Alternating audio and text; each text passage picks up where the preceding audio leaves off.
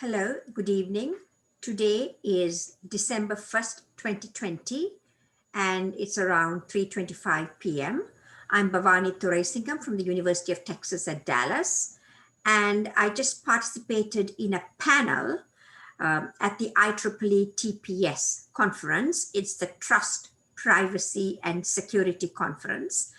And the panel was on TPS, Trust, Privacy, Security.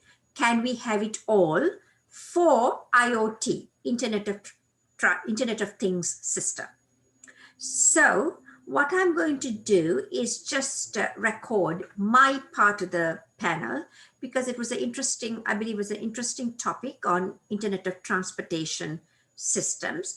But I would strongly encourage for everyone listening to this to check with the IEEE publications and also get there's a full recording of the panel, and it was a very interesting panel.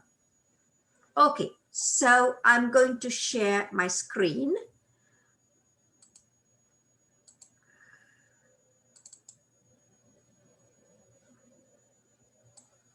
Okay, so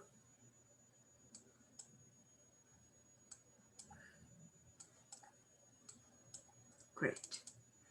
So this was again the TPS, Trust, Privacy, and Security panel at the IEEE TPS conference. And my part of the panel, my talk was on security, privacy, and trust for Internet of Transportation and infrastructures. So Internet of Transportation is an aspect of Internet of Things. And so what I'm going to do is first talk about some of the work that we've done, myself and my colleague, Professor Alvaro Cardenas, and we had a student that we jointly supervised. His name is Raul Quinones, and now is Dr. Raul Quinones, and his research has been on Internet of Transportation and infrastructures. Okay, so what is Internet of Transportation? It's an aspect of Internet of Things, right? Internet of Things is about your, let's see, your smartphone connected to your refrigerator, connected to your television, connected to your lights, and connected to almost everything, right? So Internet of Transportation, again, in the transportation area, you have all your cars, vehicles are connected to trains, connected to trucks, connected to the roadworks, and that's for land. And when you talk about the space and so on, the aircrafts are all connected. There are these drones flying around. The ships are connected to each other. So this is the Internet of Transportation. Right. It's a particular aspect of Internet of Things. So Internet of Transportation, right, has major implications. So IoT, Internet of Things, has major implications in the transportation industry. AVs, autonomous vehicles, aim at improving day-to-day activities, delivering packages, improving traffic, and the transportation of goods. In the US, trucks alone carry an estimated 63.3% of the freight and goods. Okay, so AVs are not limited to ground vehicles. They also include aerial, like airplanes, and as well as drones and sea vehicles, ships and boats, and submarines, wide range of applications. So now we also have space, right, like rockets. So levels of automation for AVs, they range from 0 to 5. And it's interesting to find that the vehicles, the ground vehicles, which includes like cars and trains and so on, trucks, they have a partial automation level 2, and aerial vehicles is higher. Automation is at level 4.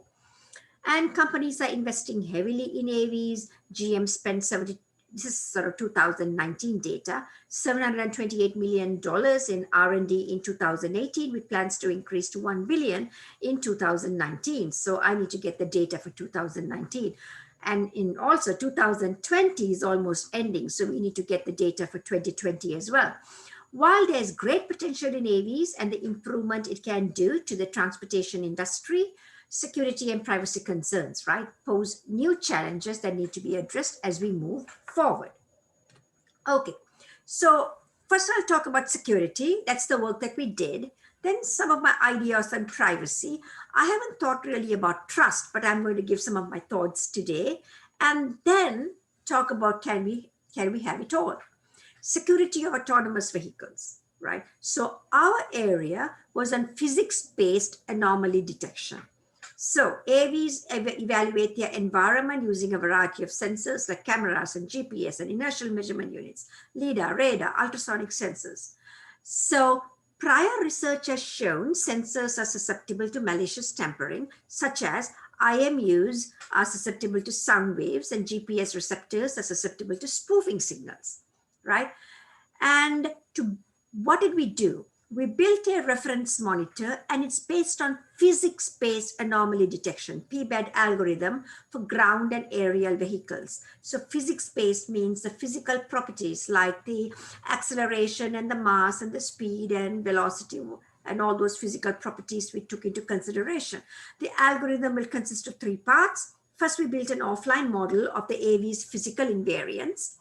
And then that's the offline pre-processing, and then an online tool to monitor expected and observed behavior to detect anomalies. And then we raised an alarm if significant residual differences exist between executions. It might sound very simple, but when you put it all together, it's quite complex. And a paper was published at the 2020 Usenet Security. It's one of the top security conferences.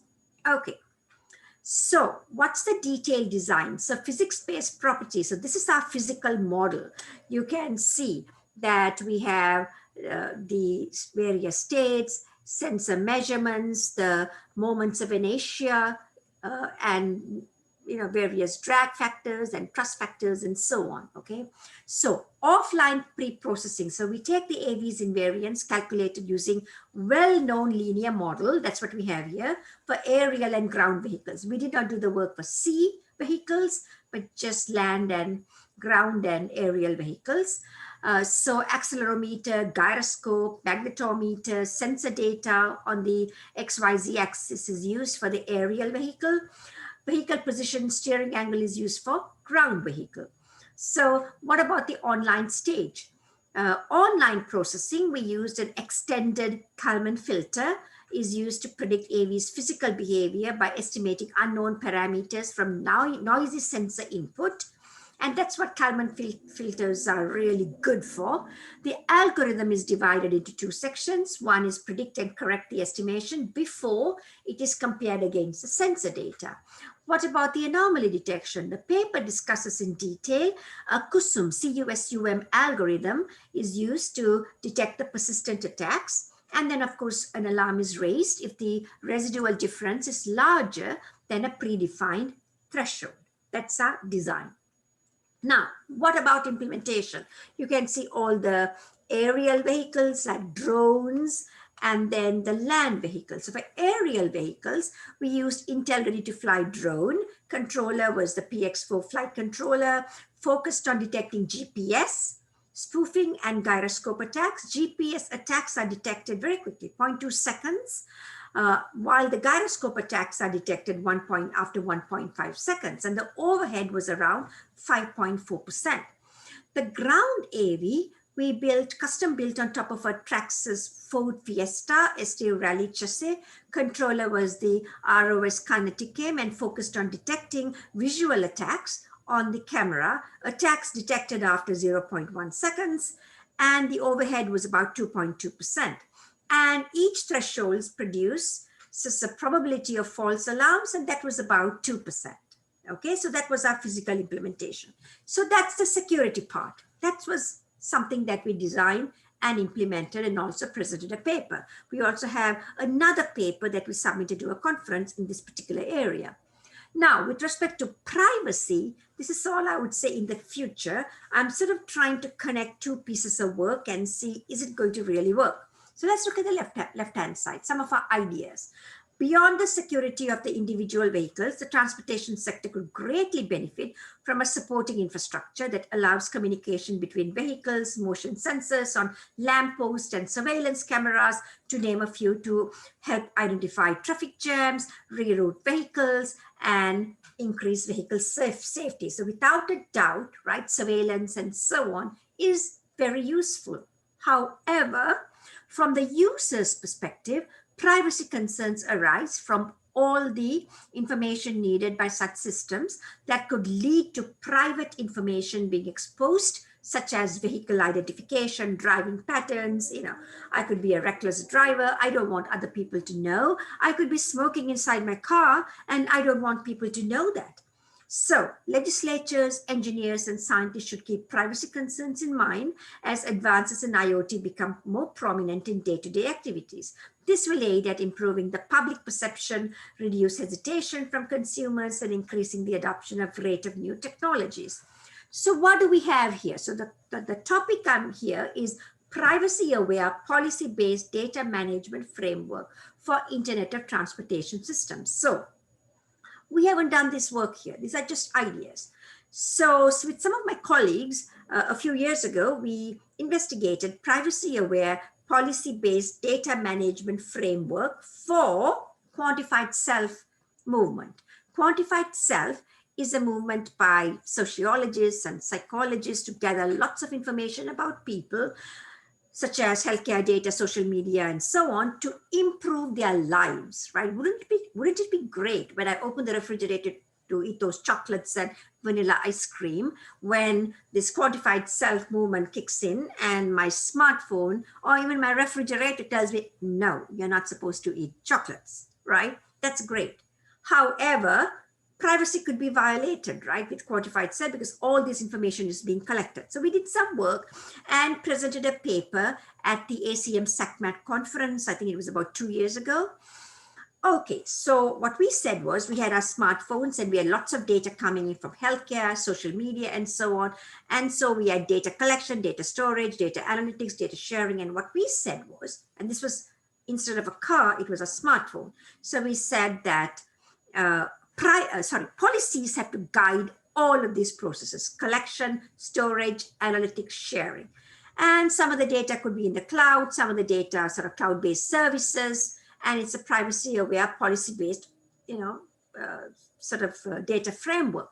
So now we are applying that to the car. It could be plane, car, ship, whatever. But let's talk about car, because that's what most of us use on a day-to-day basis.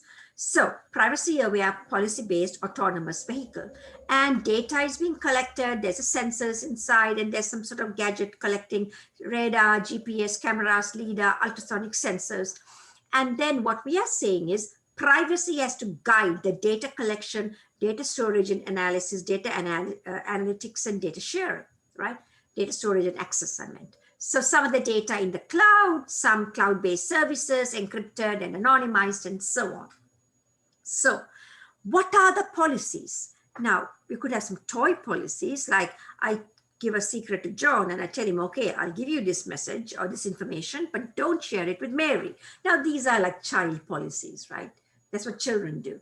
But we have to come up with realistic policies, whether we are talking about quantified self movement or whether we are talking about the Internet of Transportation system. So that's really our challenge.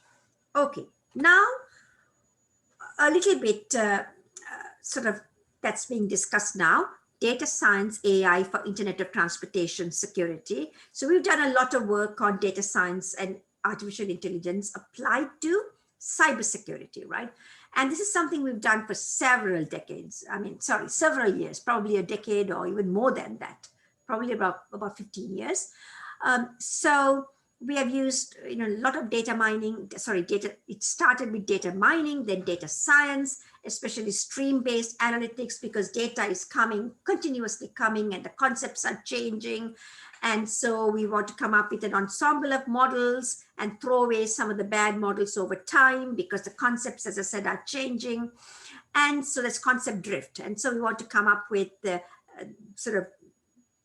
throw away some of the bad models and keep some of the good models. And from time to time, we have ensemble model update, right? So we can apply these techniques, hopefully for Internet of Transportation systems. So what I'm saying here, IoT is subject to attack, yes. Streaming data is being collected in the autos, all sensor data, so it's coming in data streams. as transportation systems go electric, we need energy conservation, right? So threats to the security of such systems could cause massive damage, including accidents, loss of lives, as well as stranded on lonely highways due to attacks on energy management. Data science ML techniques being applied to analyze the data. Can stream analytics learning be applied? That has been applied for financial data, say, and telecom data. Can it be applied to transportation data? The main question is to understand the nature of the complex data and adapt the stream analytics, right, to apply them for massive amounts of, again, it's heterogeneous sensor data. And the question, of course, is what about privacy violations due to machine learning? And we've also done a lot of work on adversarial machine learning. The machine learning techniques could be attacked. So what do we do, right? So the main challenge here is how do we apply all of these techniques that we have developed for the Internet of Transportation systems? Okay, the next topic is what about trust, right? So the panel talks about trust, privacy, and security, right? TPS, and that's the conference. So we talked about security, that's the work we did, and briefly touched on privacy. But there's this whole area of trust, trustworthiness, right? Because if you are highly trustworthy, then the chances of you doing bad things are not very high, they are low. If you are low trust, then you could divulge all kinds of secrets, you can corrupt the data, you can be malicious, you can do all kinds of bad things. How can we trust all the IoT devices? Because here we have billions of devices, users, cloud, AVs, and other subjects and objects. Can we apply traditional trust management solutions? So there's been work done on assigning trust levels, and then you compute the trust for the subjects and objects, and subsequently the overall trust of the system. So it was, when you talk about a computer system or a database system or a web-based system, right? It's less complex. Not that it's not complex, but less complex than IoT, because IoT, you've got billions of devices, right? So the question is, how do we compute trust? And then what about risk, right? So if there's no risk, then of course we don't have to worry. But in the real world, we have risk. So how do we bring in risk analysis? And of course, in many IoT systems, as I showed, there's cloud. That's, some of the data goes to the cloud, and they do some of the cloud does some of the computation. So how much trust do we place on the cloud? How can we enforce trust-based sharing, information sharing policies? So policy aware, right? I mentioned policy aware, privacy aware, policy-based data sharing. So can we come up with a trust aware policy-based framework for IoT? So these are just questions that I have with respect to trust.